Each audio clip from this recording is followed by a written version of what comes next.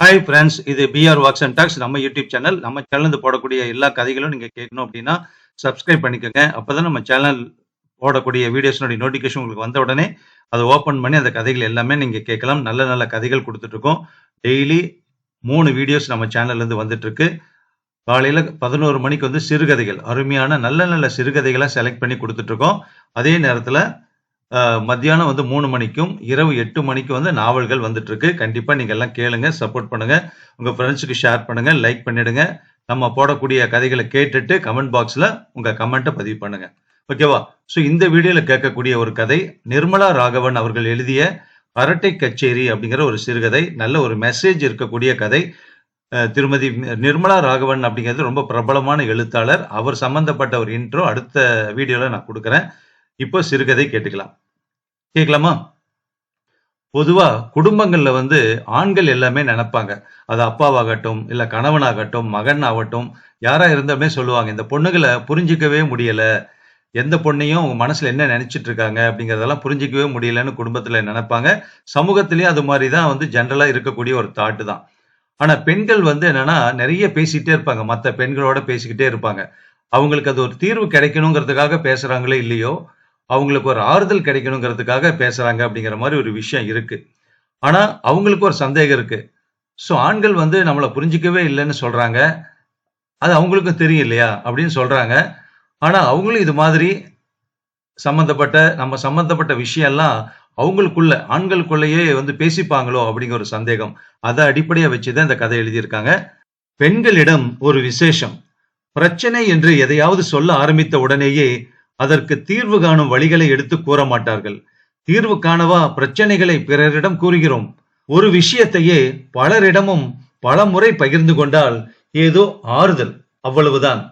பெண்களின் இந்த மனோபாவம் கூட ஆண்களுக்கு புரிவதில்லை. மனைவியோ பிற பெண்களோ அரைகுறையாக எதையாவது கூற ஆரம்பித்த உடனேயே அதை எப்படி சமாளிப்பது என்று லெக்சர் அடிக்க ஆரம்பித்து விடுவார்கள். அந்த இடைநிலை பள்ளியில் 40 பேரில் 2 ஆண்கள்தான். அவர்களை பற்றி நமக்கு என்ன, விடுங்கள் அவர்களை. ஆசிரியர்கள் அறையில் பெண்களின் குமுறல் ஒலித்துக் கொண்டே இருக்கும். அங்கிருந்த சுவர்களுக்கு வாய் இருந்தால் கதறி அழும். பிறரது வாழ்க்கையை பற்றி தெரிந்து கொள்ள எல்லா ஆசிரியைகளும் ஆர்வம் காட்டினார்கள். நாளைக்கு அவர்களுடைய பிரச்சனைகளுக்கு அனுதாபம் காட்ட யாராவது வேண்டாமா? 10 பேராவது வகுப்பிற்கு போகாத நேரமெல்லாம் வாய் ஓயாது பேசினார்கள். அனுதினமும். திங்கட்கிழமை, நீ ஒன்னும் எனக்கு புத்தி சொல்ல வேண்டாம், நீதான் என்ன வளர்க்கலையே. கோகிலாவின் குரல் கீச்சென்று ஒலித்தது. அவளுடைய மகள் அப்படித்தான் இறைந்திருப்பாளோ என்னவோ. சிறு வயது முதல் பாட்டி வீட்டில் அருமை பெருமையாக வளர்ந்திருந்தாலும் பெற்றவள் தன்னை கைகழுவி விட்டதாகத்தான் தாரா நினைத்தாள். அந்த வருத்தம் தான் கோபமாக அவளிடம் இருந்து வெளிப்பட்டது. இடைநிலை பள்ளிக்கு வந்த பின் பெற்றோரிடம் திரும்ப வந்தது ஏதோ தண்டனை போல இருந்தது அவளுக்கு. தான் எது செய்தாலும் பாராட்டிய தாத்தா பாட்டி எங்கே?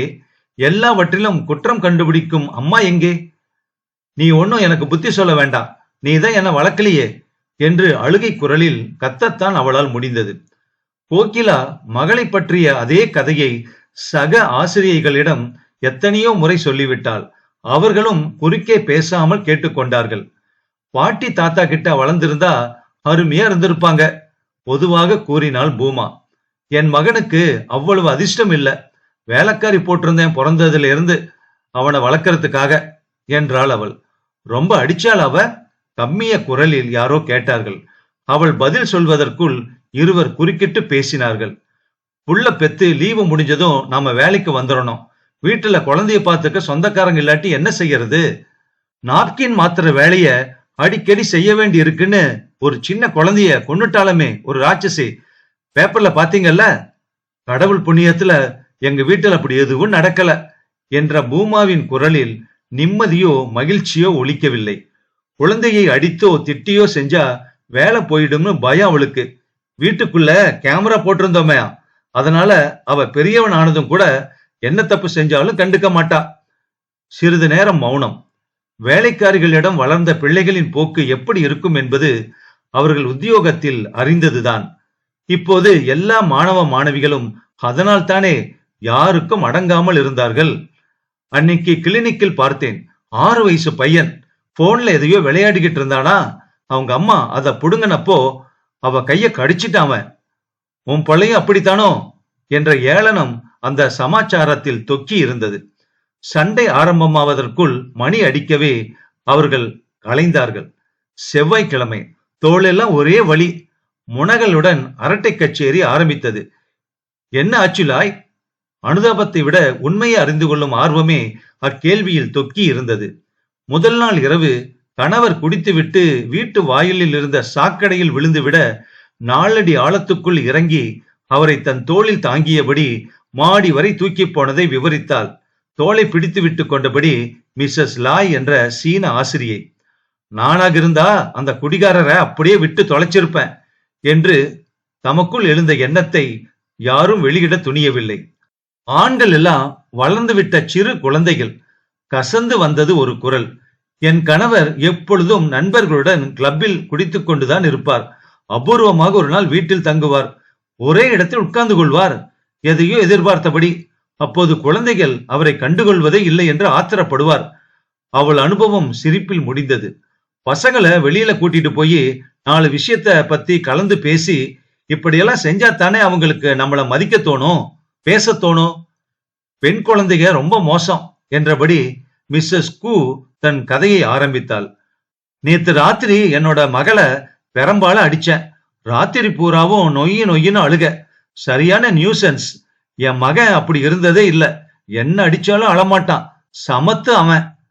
15 வயதான மகனுக்கு பிறகு அலோபதி, அக்குபஞ்சர் என்று பல சிகிச்சைக்கு பிறகு கடந்த வருடம் பிறந்தது அந்த குழந்தை.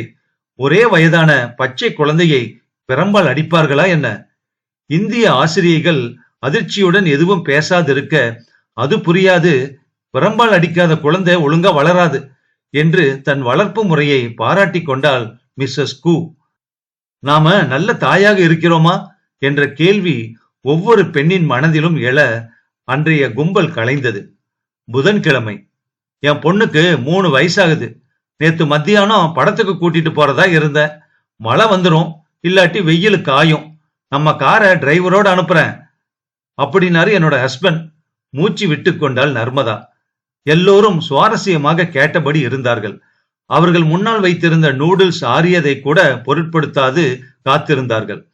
எப்பவுமே கார்ல போனா ஏழை பழங்கப்படுற கஷ்டத்தை அவளுக்கு எப்படி புரிய வைக்கிறது? பஸ்ஸுக்காக வெயில காத்துக்கிட்டு நிக்கிறப்போ நான் பாவம்னு திரும்ப திரும்ப சொன்னான். பாவம் இல்லைன்னு நல்லா திட்டிட்டேன் அவளை. நீ ஒரு நல்ல அம்மா. மிஸ்ஸஸ் லாய் சிலாகிக்க அதை ஆமோதித்து எல்லோரும் தலையாட்டினார்கள். வயிற்றெரிச்சலை மறைக்க ஒரு சிறு புன்னகையுடன். வியாழக்கிழமை. நேத்து எனக்கும் ரவிக்கும் ஒரே சண்டை. ஆரம்பமே சூடு பிடித்தது. கணவன் மனைவி சண்டை பூசல் என்றாலே சுவாரஸ்யம் தானே. எதுக்கு? பின்ன என்ன? சமையல், வீட்டு வேலை, பசங்களுக்கு பாடம் சொல்லி கொடுக்கறது எல்லாம் என் தலையில தான். புதன்கிழமை அவரோட முறை குப்பையை வெளியே கொட்ட. அந்த ஒரு வேலையை கூட செய்யாம டிவி பார்த்துக்கிட்டே இருந்தா வந்த கோபத்துல நல்லா கத்திட்டேன். திரும்ப கத்துனாரா? அதான் இல்ல.